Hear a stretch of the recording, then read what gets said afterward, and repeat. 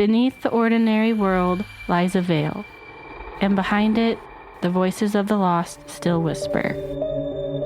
We are your guides into the shadows, where true crime meets the paranormal.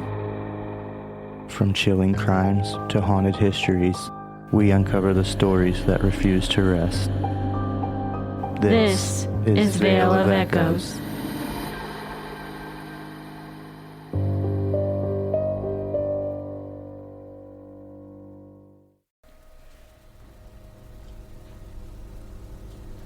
The hallway isn't dark. That's the first thing that feels wrong. Every light is on. Every door is shut. Everything looks ready. The elevator opens. You didn't call it. The doors stay open. No footsteps. No voices. No one steps out. Then, movement at the intersection of the hallway. At first, your brain supplies the answer for you. A person, tall, straight-backed, walking with purpose. But something is wrong. Its pace never changes. Not when it reaches the corner. Not when it turns. It doesn't pivot. It doesn't shift its weight. The entire shape bends smoothly around the corner, as if it has no joints at all. No footsteps. No shadow. Just movement. The piano begins to play, one floor below you. No wrong notes. A song played cleanly, comfortably. You don't move. Not because you're afraid. Because something in you knows. This isn't a moment you're meant to interrupt. A door closes somewhere down the hall. Soft. Final. Only then does your body react. Your pulse spikes.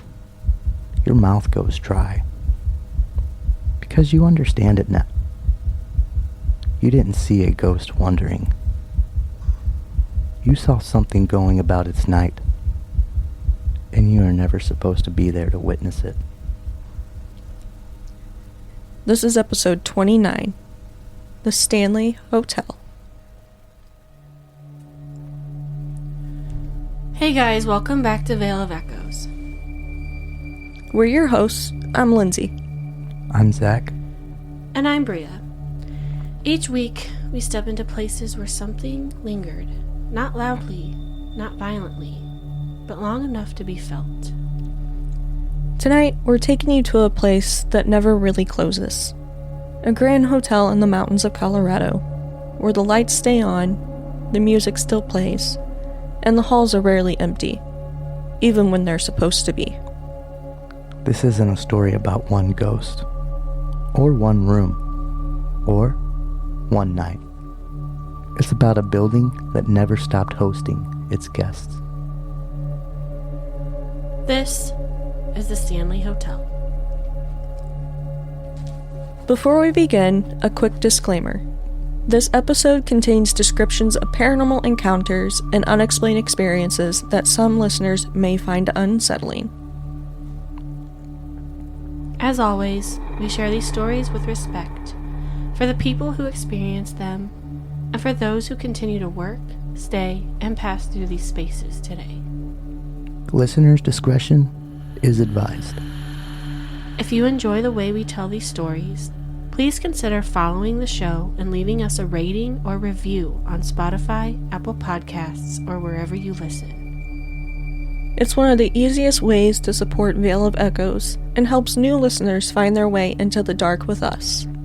And if there's a place or story you think we should cover, you can find us on Instagram, TikTok, or Facebook at Veil of Echoes Podcast.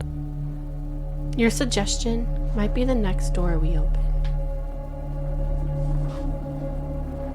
Before the sightings, before the reputation, and before the stories people whisper about at night, the Stanley Hotel was built to heal, to welcome, and to comfort.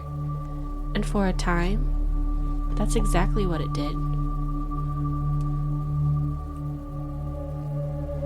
In 1903, F.O. Stanley arrived in Estes Park, Colorado, weak from tuberculosis. Doctors didn't expect him to survive, but the mountain air did something medicine couldn't. He recovered, slowly, fully, and in gratitude for that recovery, he decided to build something extraordinary. In 1909, the Stanley Hotel opened its doors. Bright, grand, purpose-built for comfort. It wasn't meant to frighten anyone. It was meant to save them. Guests came in for the fresh air, the views of Long's Peak, the promise that rest could still change a life. There were no televisions, no radios, just conversation, music, and quiet. F.O. Stanley was meticulous.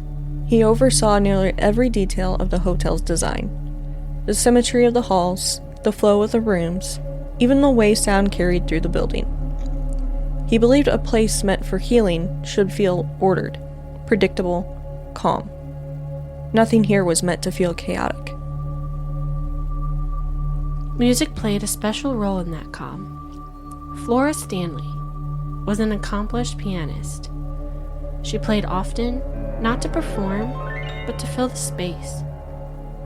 Guests said that the piano music drifting through the halls at night made the hotel feel cared for, watched over, not watched. The Stanley quickly became known for its elegance. Formal dinners, well-dressed guests, long evenings spent listening to live music echo gently through the halls. Children laughed here. Couples danced here. People got better here. Even death, when it came, didn't arrive violently. Illness, age, accidents common for the time, nothing that suggested anger, nothing that felt unfinished. And that's what makes what came later so unsettling. Because for decades, there were no stories, no warnings, no rumors. Just a hotel doing exactly what it was built to do. Staff described the atmosphere as warm, inviting, almost personal, like the building itself took pride in caring for the people inside it. Guests slept soundly. They woke rested. They left grateful. And for a long time, nothing followed them home. Whatever walks the halls of the Stanley now wasn't born out of tragedy. It didn't arrive screaming. It arrived quietly. And it waited. Because long after the hotel opened, some guests never truly left. For years after it opened, the Stanley remained exactly what it was meant to be, a place of rest. But slowly, quietly, something about the hotel began to change. Not in ways guests could immediately name, just in ways they could feel. Staff were the first to notice it. Housekeepers reported entering rooms they had already cleaned, only to find beds turned down again. Lights were switched on, curtains opened just enough to let moonlight in. Not disturbed, not trashed, just reset, as if someone had came through afterward and prepared the room for another guest. Night staff began hearing footsteps in empty hallways, not running, not sneaking, measured, like someone walking with purpose, who knew exactly where they were going. And then there was the music. Employees would hear piano music drifting through the building late at night, clear, steady, confident. When they went to check out the concert hall, the piano was untouched, the bench empty, the room cold. Children were reported next. Guests staying on upper floors described hearing laughter in the hallways. Soft, playful, fleeting. Small footsteps running past their doors. But when they looked out, nothing. No families, no kids checked in. No explanation. what unsettled people wasn't what they saw. It was how ordinary it all felt. No aggression, no threats, just activity. As if the hotel wasn't empty at all, just operating on a different schedule. Some guests even reported a strange sense of comfort. They said the hotel felt attentive, like it noticed when they were tired, like it responded when they were alone. And that's where the line started to blur. Because comfort becomes unsettling when you realize you didn't ask for it. No one was hurt during these early years. No one was chased. No one was threatened. Just gently reminded that they weren't the only ones there. Some investigators believe what people were experiencing wasn't a haunting in the traditional sense at all. Not spirits watching the living, but moments, routines. Human energy so deeply repeated it never fully faded. Like a recording playing back when the conditions were right. If that's true, then the footsteps weren't following anyone. The music wasn't meant to be heard. The laughter wasn't trying to get attention. It was just continuing. So up to this point, nothing violent had happened. No danger, no warnings. Just music where no one was playing. Footsteps with no source. Rooms prepared for guests who never arrived. So let me ask you both. How long would you stay before you stopped calling this coincidence? I mean, if there's no violence, when... Just let it... I'm just gonna let it happen until it turns violent. But like, do you hear that piano music? There's no one there. Oh yeah, that's... It's just Patsy. If it's comforting and they're waking up feeling rested, then check me in. Yeah. It's not like a Scary Movie 2. Yeah, like the beginning seems... Yeah. Sorry. Aren't they making another one of those? Yes, it comes out in June, I think. With the Wayne's brother. Wayne's, Marlon and Sean, right? Because for some guests, the moment they stopped explaining it away, they realized the hotel wasn't just replaying the past.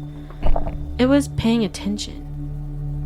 And nowhere did the attention feel more personal than one particular room. There is one room at the Stanley Hotel where the activity stops feeling routine. Where it stops feeling distant, and where guests stop feeling like observers and start feeling like participants. Room 217. Room 217 sits on the second floor. Ordinary at first glance. Same furnishings, same layout. Nothing about it looks different. The guests who stay there describe the same sensation almost immediately. The room feels occupied. Not crowded, just aware. The earliest stories tied to room 217 trace back to an accident. In the early 1900s, a hotel maid was injured when a gas explosion occurred inside the room. She survived, but after that, guests began reporting changes. Lights turning on and off, personal belongings moved, and beds disturbed while they slept. Some guests woke to find their clothes neatly folded, items they hadn't touched. Others felt hands adjusting the blankets around them at night, not grabbing, not pulling, but tucking. That's the detail people struggle with, because fear is easier to process when something feels violent. This didn't. It felt attentive. Then there were the mirrors. Several guests reported catching movement only in reflection. Not something behind them, but something standing where it shouldn't be. A shape too close, a presence lingering in the doorway. Gone the moment they turned around. And for many people, the room didn't change until they laid down. It felt normal while they unpacked, quiet while they stood. But the moment the lights went out, the atmosphere shifted. As if the room had been waiting for that exact position.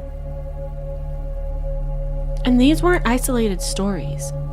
They came from guests who didn't know each other, years apart, describing the same details.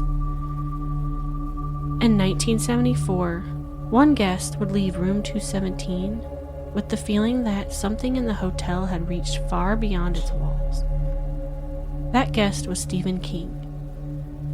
The Stanley was nearly empty that night. Long hallways, minimal staff, and silence that stretched. King later described feeling watched, not hunted, but evaluated. He dreamed of fire hoses coming to life, of a son running from something unseen, of a hotel that didn't want its guests to leave. He woke shaken, and by the morning, the seed for the shining had been planted. What matters isn't the book. It's why the fear took hold there. Because room 217 didn't show him anything dramatic. It didn't need to. Guests who followed described similar experiences. A presence standing just out of sight, hands on your shoulders, a feeling that something was waiting for them to notice it. And what unsettled some guests the most was this. The activity often stopped the moment they spoke out loud. Not when they screamed, not when they ran, but when they acknowledged the room, calmly, like you would another person. As if it had been listening. So let me ask you both something. If you were alone in a room, and something unseen was touching your belongings, standing in the doorway, watching you sleep, would you acknowledge it? Would you speak out loud knowing it might be listening? Or would you pretend nothing was happening and hope that it went away? I'd acknowledge it. I'd be like, who the fuck? Be like, who are you dude, going through my stuff? What? What are you trying to look for, dude? You want to find my debt? There you go. Yeah.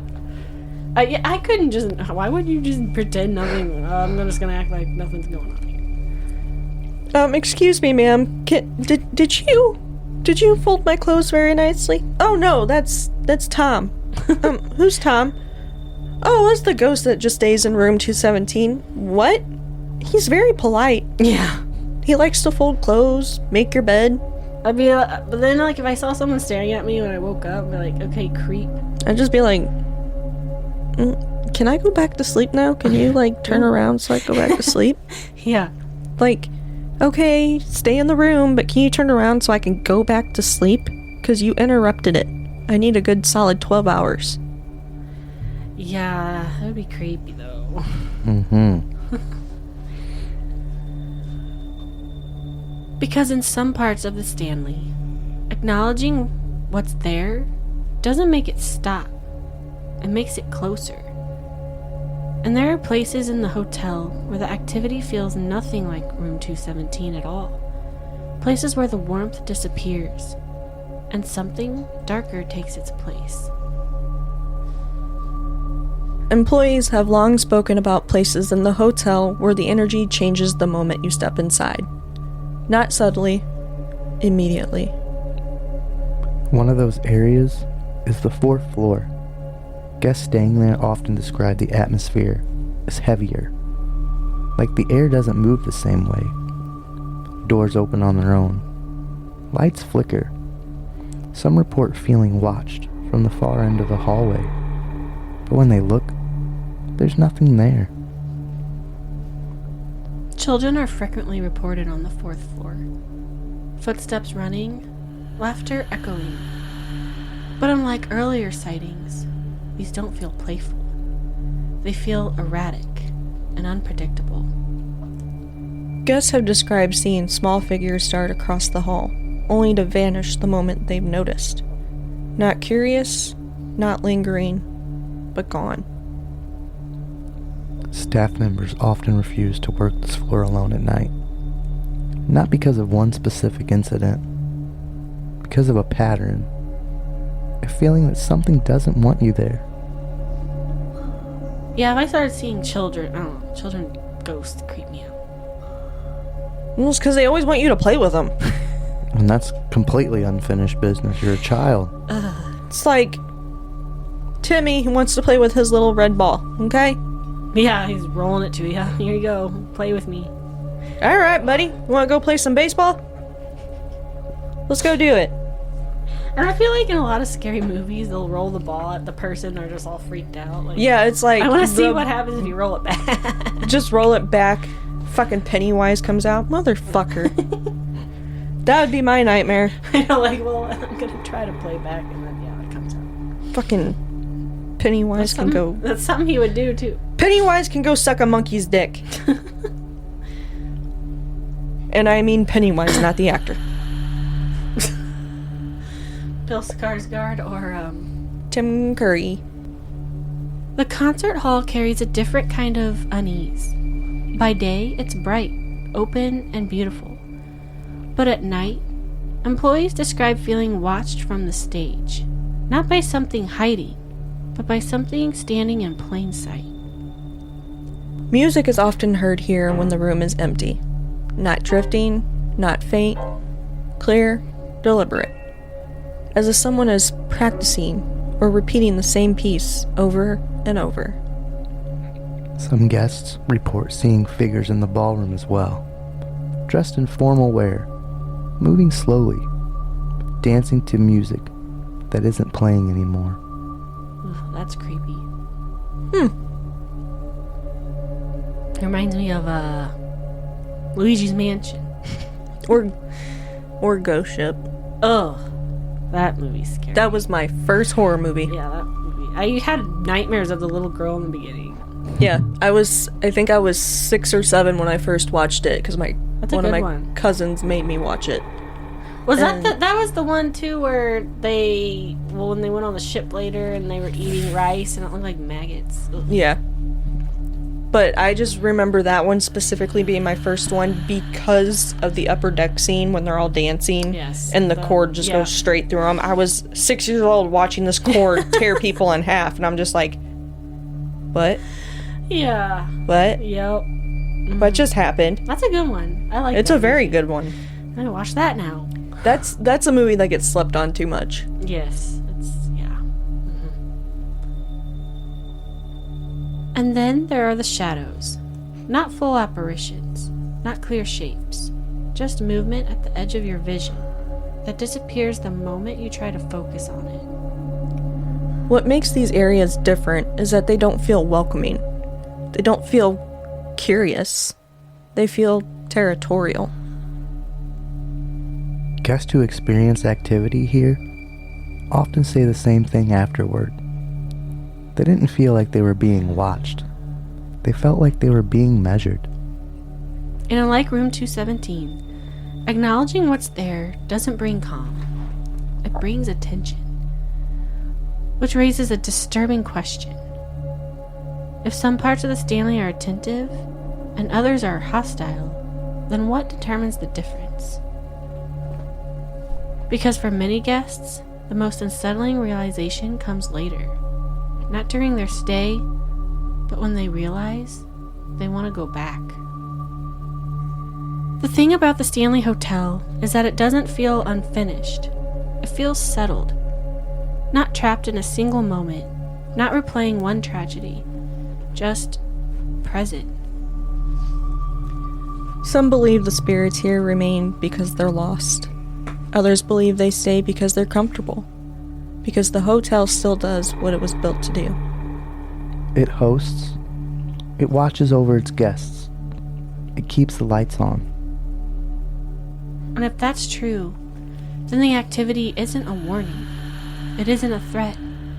It's a continuation. A place that never learned how to empty itself. Because people don't leave the Stanley talking about terror. They talk about attention. About the feeling of being noticed.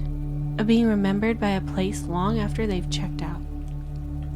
And maybe that's why so many people return. Not because they want answers, but because part of them wonders if the hotel remembers them too. Because some places don't haunt the living. They simply keep the door open and wait to see who comes back. Thank you for listening to Veil of Echoes. If you enjoyed this episode, please consider following the show and leaving us a rating or review on Spotify, Apple Podcasts, or wherever you listen. It helps more people find these stories and keep the show growing. And this Monday, we return back to a case that refuses to rest. A little girl found in her own home on Christmas night with questions that were never answered. Evidence that doesn't align, timelines that don't make sense, and a truth that feels just out of reach. This is part 2 of our deep dive into the death of JonBenet Ramsey. Available Monday. Until then, keep your ears open. And the veil closed.